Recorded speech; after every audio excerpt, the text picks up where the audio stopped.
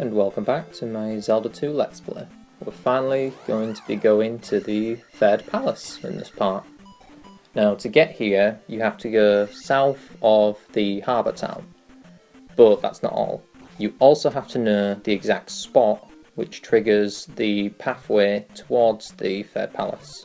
And to do this, in one of the towns, you have to talk to an NPC in the harbour town who will tell you Error knows how to get to the third palace.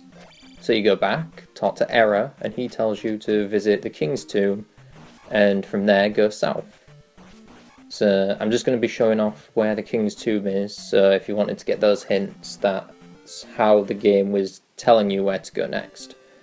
But since I already know what to do, there's no point, and we're just going to continue south from King's Tomb to the spot where you have to drop down to reach the third palace.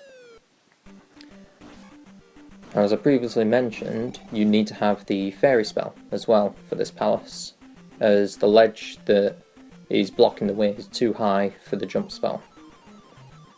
So, once again, fairy proving to be a useful little spell. Now, one small error I made is with those little spike enemies that I've just killed that are on the floor. They're called Mews. I mean, it's not really a mistake as such, it's just I'd never really pointed out the names of them. But yeah.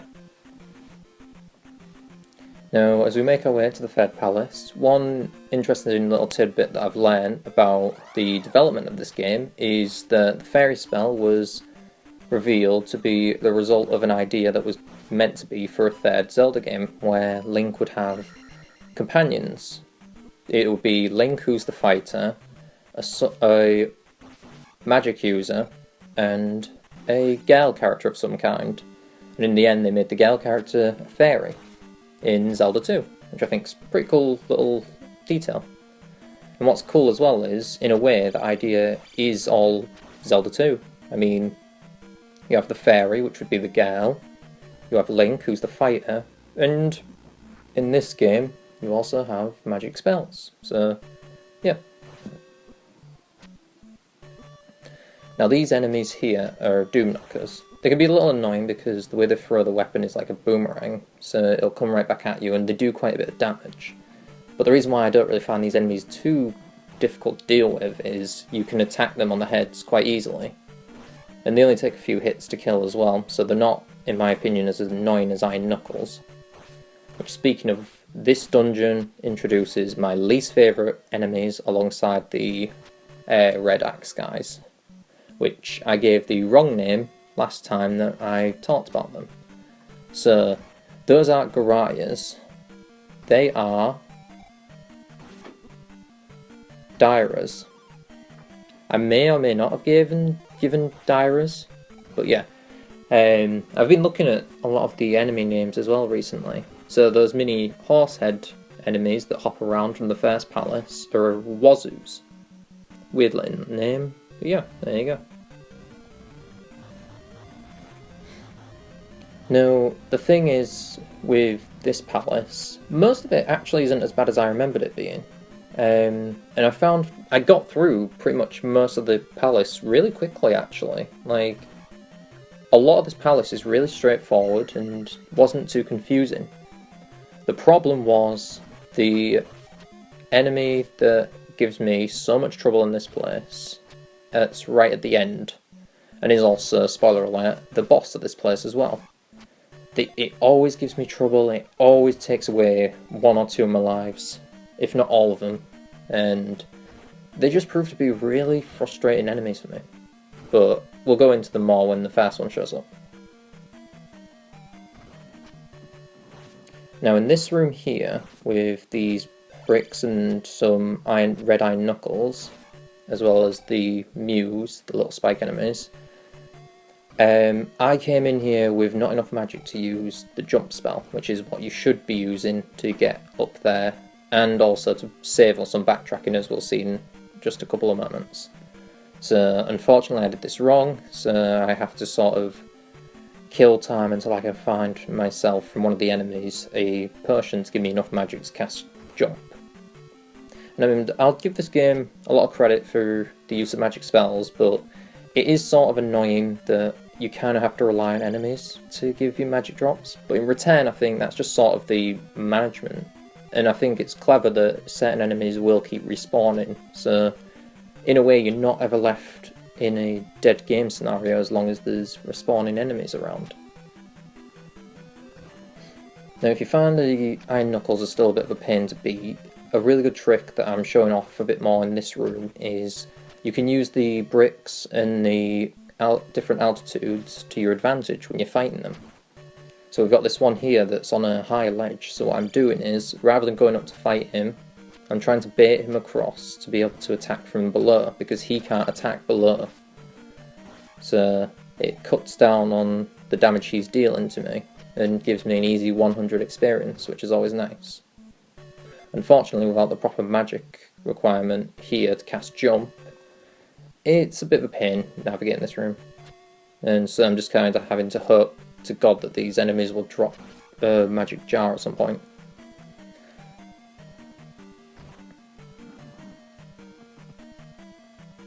But as I said before, it's a good thing that they do respawn, because I can just sort of keep trying to bait down these enemies and make them respawn to try and get a potion out of them. And we finally get one, which is such a relief.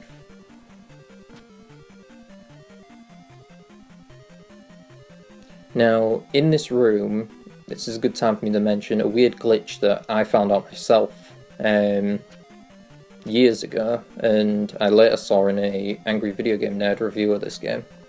So when you've cast jump and you can reach the top bars of the screen in a room like that where we've cast jump and we can go really high, if you cast fairy on the top of the screen when you're out of view, for some odd reason it makes you fall through the floor into a different room. And I'll be showing a different version of this glitch off in the near future, but I recommend only doing this glitch if you have a save system or a way to return. So playing it on, for example, Nintendo Switch can rewind or create save points. And if you play it on 3DS, you can also create save points. So it's worth keeping that in mind when you're wanting to mess around with glitches like that, as it will leave you stuck in the floor, unfortunately. Now, the floating cat enemies that we've just seen a moment ago, they're like little panther heads, or Maus, which is M-A-U. And they're similar to the flying little horse heads that we've seen, where they drain XP if you touch them, but they also give XP. But they only give 5, so they're not as useful as the sort of unicorn head ones that we saw in the last dungeon. There's certain rooms in this dungeon that we'll be seeing shortly where they can be an absolute pain to deal with because they can drain your XP and there's not much room to fight them. Now we have the worst enemy in the dungeon, and in my opinion the hardest enemy in the game.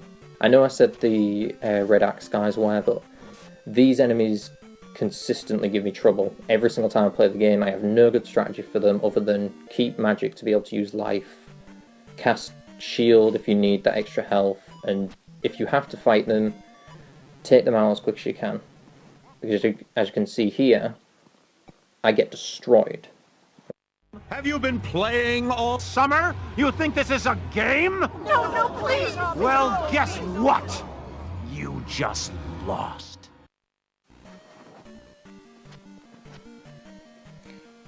So after that little jump cut there, I've brought myself back to the elevator room, and since I got the raft item, which is what we needed, where that blue iron knuckle was, we don't have to go across there anymore, which saves me on the risk of losing a life. Now, the raft isn't a super useful item, but you need it to get through the game, as there's a spot at the end of the harbour town, if you noticed on the overworld map, where there's like some planks that are on the side of the world, and basically we're going to use the raft in the next part to cross that into the other side of the world, which is kind of cool. It gives a bit of perspective, but Yeah, the raft itself, not very useful, but you do have to get it in order to beat the game. I do kind of wish it had secrets like the raft in the first Zelda game, but some of the tools are just like that in this game, unfortunately.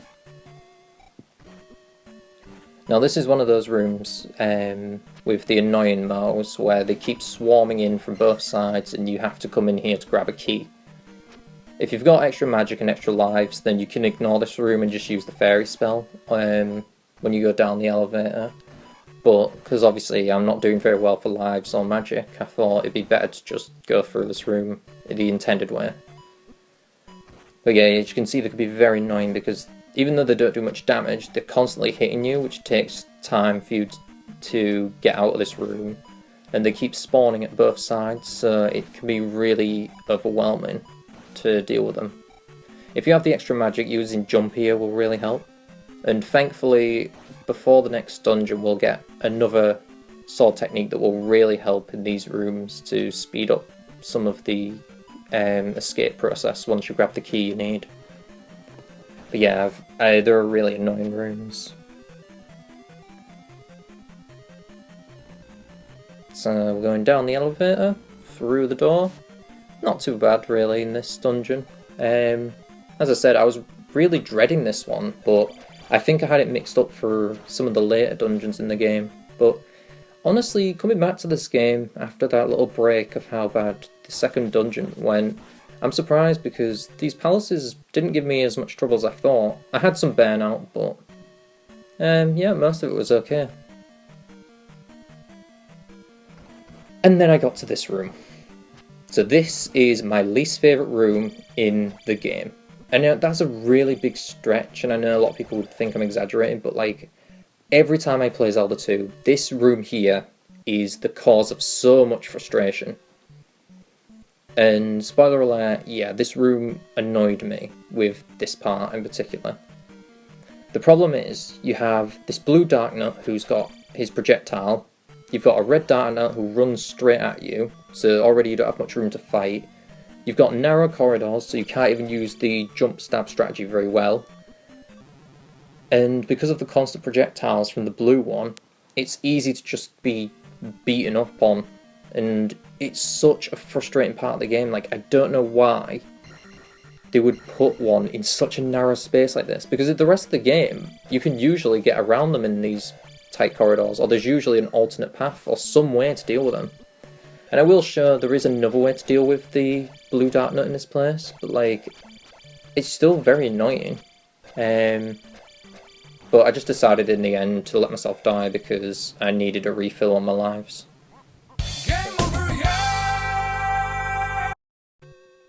So, now that we're back with the blue Iron Knuckle, I decided rather than trying to fight him and risk losing one of my lives before I get to the boss, because, spoiler alert, the boss is literally in the next room to this, I decided to be a bit cheeky here and show off a really good trick for dealing with this frustrating room, which is basically break the tile that the blue Iron Knuckle is under and just trap him down there so you can focus all your attention on the red one. And with that little gap that you have to jump in, the red one's not a big deal anymore. As you can see, I didn't have any trouble there as soon as I dealt with him. But unfortunately, because of the frustration of going back through this dungeon again and having to deal with that blue Darknut there throwing projectiles, I lost a lot of health, I used up most of my magic, and we're at the boss, which means I'm not going to do very well here. But while I lose this attempt and go into a second one, because thankfully I do have another life, I'll talk about the boss anyway. So this is Ribbonak, and in my opinion this is one of the harder bosses in the game, but in a way that's a little unfair in my opinion. I mean, people can argue against it, but I find this the only boss that's truly unfair to me. And I mean, I've gone into the problems with the blue Iron Knuckles, and that's basically what this guy is. He's a blue Iron Knuckle that is riding a horse. I love the first part of the fight. When he's on the horse, it's a really cool boss fight because the way it works is that he'll stay off screen a moment and then he'll charge in at you after kind of backing up and preparing himself. But what I like to do is stay really close to him while he's on his horse and use downward stabs on him as he's turning around. Now you will take a pot shot or two from him, but you get extra hits on him to speed up this phase, which gives you more time to deal with the main part of the boss fight, which is when he's off of the horse. And unfortunately, when he's off the horse, he's just a blue iron knuckle. But that doesn't mean that, oh, he's easy or anything. No, he's harder. He's an absolute pain, because they have that really good reach with their projectile. They throw a lot of them, so blocking them is really tricky. Even though you can block them all with your shield, it's getting the timing right. His guard is constantly shifting, so doing the jump strikes doesn't always work on him, but you have to keep trying that. And he keeps running in the corner, where when he's almost off screen, he can't be hurt, which is very frustrating to deal with. But with a bit of patience and some good management of magic, you can beat him okay. So I'll stop here to go back and grind for another level before the end of the palace. Yes or not? But I lied. So why did I decide to end the palace here and not go for the level up? Well, some of it was just sort of fatigue with dealing with the blue iron knuckle. Always mix them names up. But I also just thought in the end, there's 3 more palaces to go. I'll be able to get more level ups, so really, it's not the worst thing in the world to deal with. And honestly, as bad as this dungeon could be with the blue iron knuckles, I just wanted to get on with the game, because for me, the rest of the game's great. It's just this one palace that gives me so much trouble. But yeah, that's the 3rd palace done. So next time, I'll be beginning the journey towards the 4th palace. Thanks for watching.